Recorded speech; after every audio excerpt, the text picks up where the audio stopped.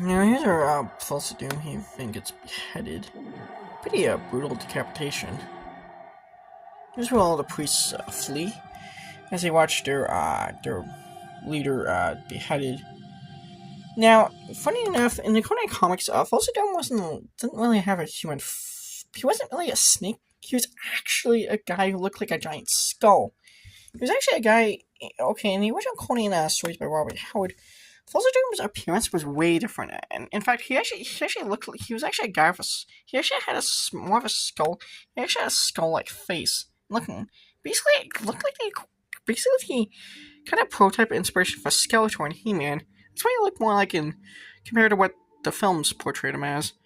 Now, the 2011 Conan movie never got a sequel, so we never got to see if they could integrate Falsadome into that universe. I will discuss the Conan Barbarian 2011 main shorts eventually. I will.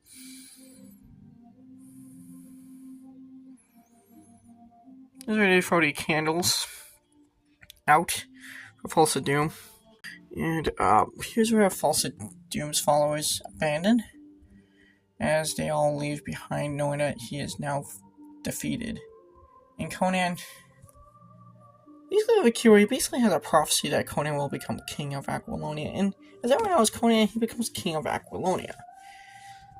Basically, it's kind of like, it's in his older years, he becomes king of Aquilonia. Instead of Conan, he becomes king of Aquilonia. Aquilonia, by the way, is not a real country. It's by the way, here's right. And eventually, Conan, he eventually, in his future years, he becomes king of Aquilonia, where he becomes King Conan.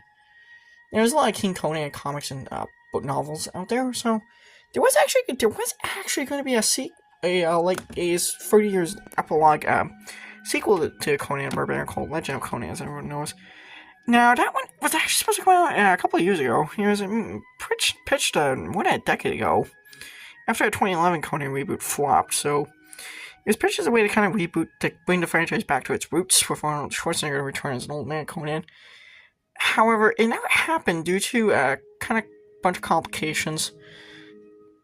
Then they got held up in legal red tape over who actually had the Conan rights, so people never got to see King Conan ever. As King Conan. And I don't think Arnold Schwarzenegger will ever do King Conan. I mean, he's getting pretty old. He's almost 80 years old.